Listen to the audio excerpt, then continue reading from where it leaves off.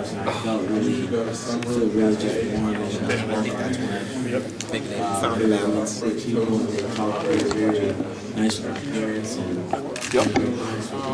they said behind our players so just what they said at first, whenever you take over a business, take over an organization that you're trying to build, very rarely does it go in a straight line. There's ups, there's downs, there's plateaus. From year 1 to year 2, we improved. Year 3, we took a step back. In year 4, we expect to take a big step up. But every year there's pressure to perform, and that pressure is from myself that drives the program. And this year is no different. Our focus is on our day-to-day process and improving our team and trying to work on the things that we need to work on to improve and have some more success. But I think the foundation, the infrastructure, the culture that we want and need in our program is there. And now it's time to go out and take a big jump. Chris, you mentioned that John McNulty returns as the offensive coordinator for the first time in a long time for a second year. How much better do you think the offense will be this year as a result of him coming back? Well, until we start practicing, we get going, I'm not going to give any predictions. Right. But I can tell you we need to be better. We need to score points, and we need to be able to move the ball. I do think that we've played good enough defense and good enough special teams to win games, and we have not done that consistently enough on offense, and we need to do that. You came obviously from Ohio State, had every advantage. You went to a place that has potential. Obviously, you've seen that before. Did you understand first how kind of night and day it was? Yes and no.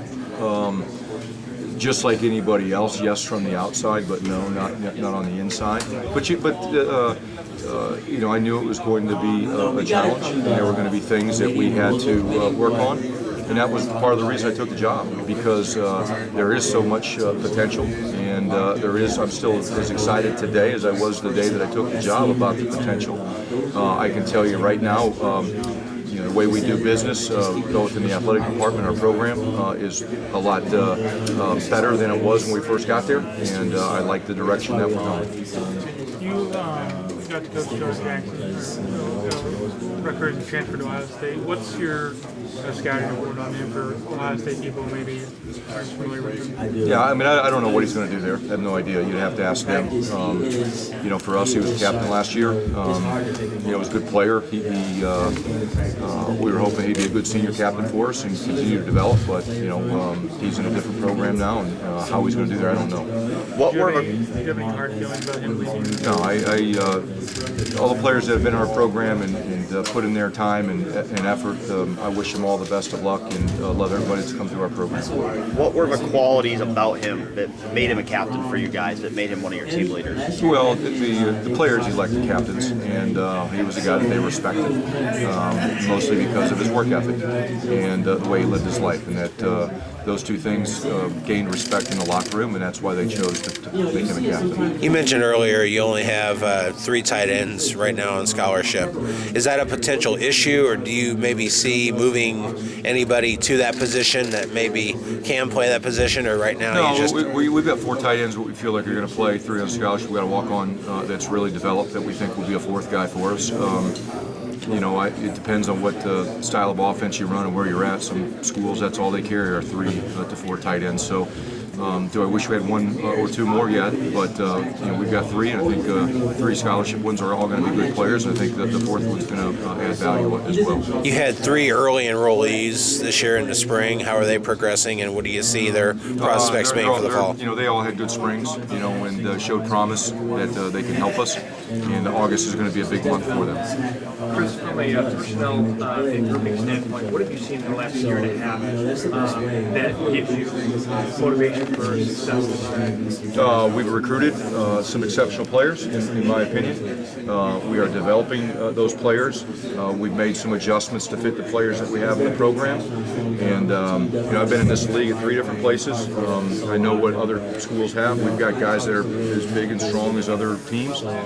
We've got to help them become better football players, and more so than anything, we've got to eliminate the things that get you beat. And number one, it's turning the football over.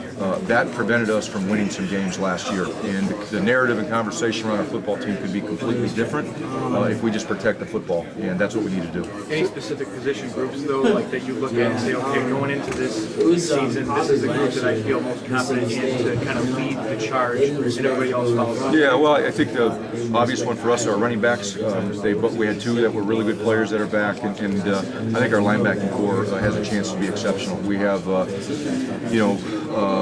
4, 5, 6 guys that have played with the addition of some other guys that were with us in the spring. I think it's a really deep and competitive unit, and I think it's got some real talent there too. Sutowski came in highly talented, had his struggles obviously last year. What's his status right now? How much are He's our number one quarterback going into fall camp. I still have a lot of faith in Art. He was a true freshman trying to run an offense, and it didn't go well his freshman year. Not all the weight of those struggles fall on his shoulders. The pieces around him have to perform better. If we're going to get better, our O-line, quarterback, and D-line have to play better. If you're talking outside of taking care of the football, we've got to play better up front on both sides, and that offensive line has to protect the quarterback better. And that's just what it is. But Art is a better player today because of the situation he went through last year. He learned through his struggles. And he had a really good offseason. He's had a good summer, and we've made some adjustments to hopefully help him be comfortable and have success. And I'm excited to see what he does.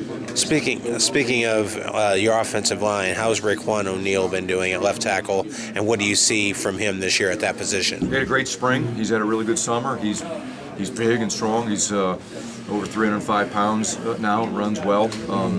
And really worked on his fundamentals and just his overall knowledge of our offense. And I'm excited to see what he can do. He got his feet wet last year in a few games as a freshman. We were able to redshirt him, but we're expecting big things from him. Just to follow up on Jonah, obviously you never want to see a guy leave and go to another school in the conference, but if it has to be anywhere, are you glad it's a program like Ohio State that you know about, you know that program's all about? It's college football now. Transfers come and go.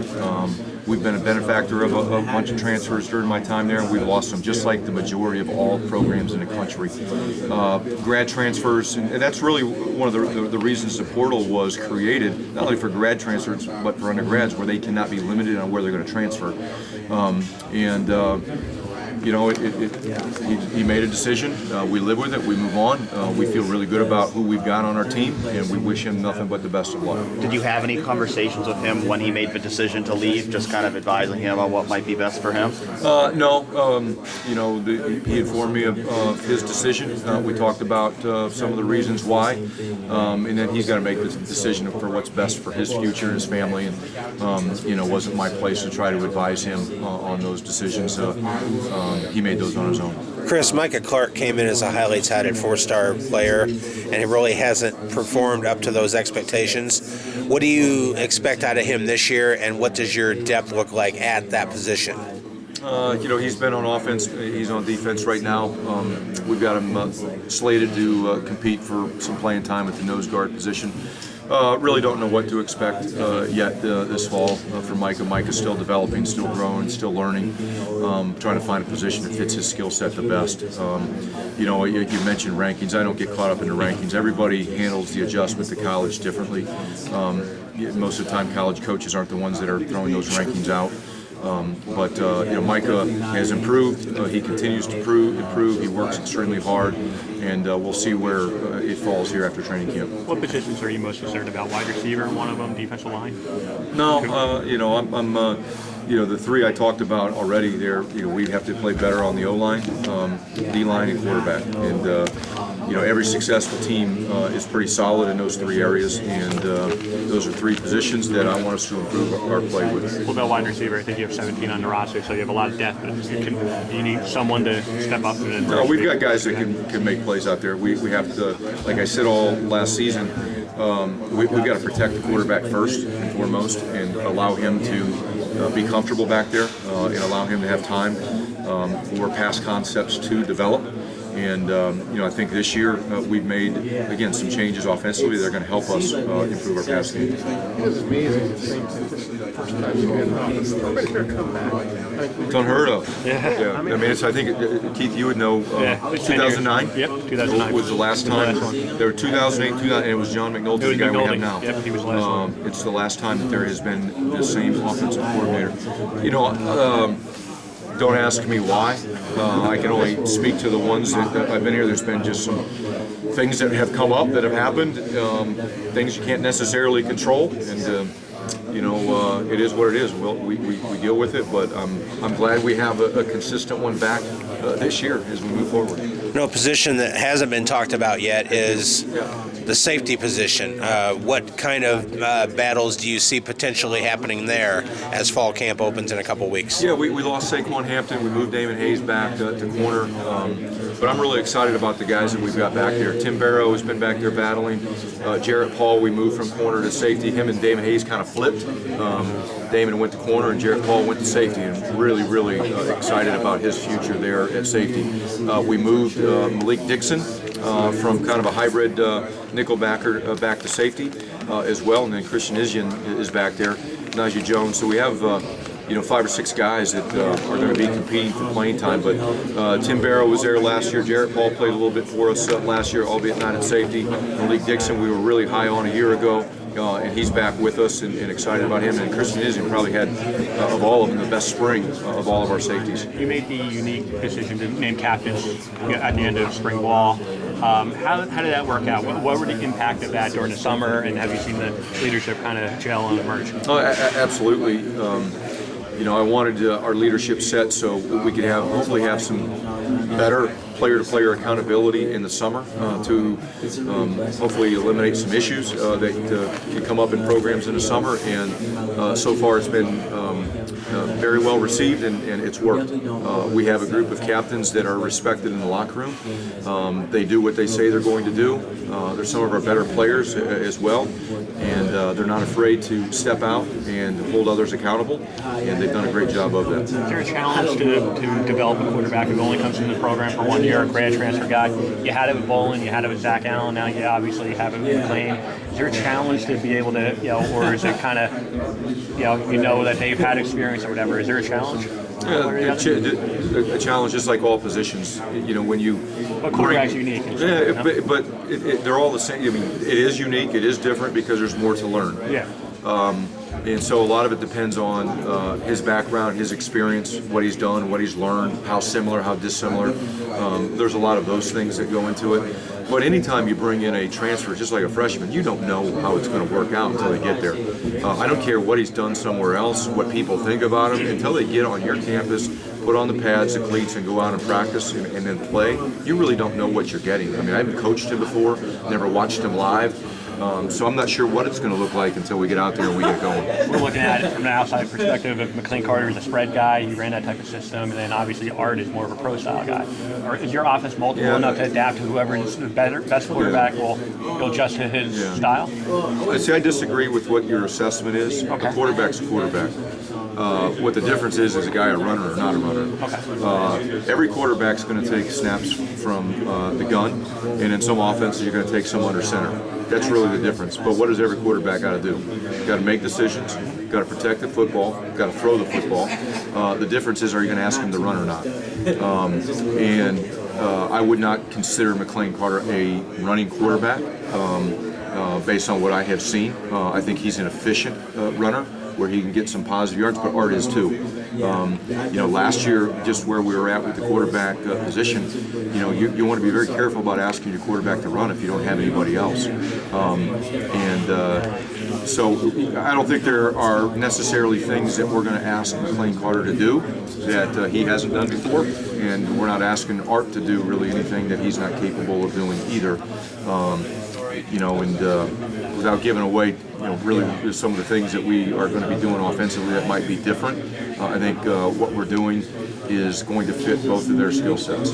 Chris, you had an increase in official visits during the spring period. Is it an advantage of having players on campus that early, and how does that affect recruiting? I think the way you evaluate if it's an advantage is who you sign. Everybody gets caught up in recruiting in June, and I get it, I understand it. The only thing that matters is who you sign. And do the early official visits help you sign guys? I don't know. We'll find out. It may get guys to commit to you, but does that mean they're going to sign? We'll see. I think some of the official visits we did have, they were good, they were positive.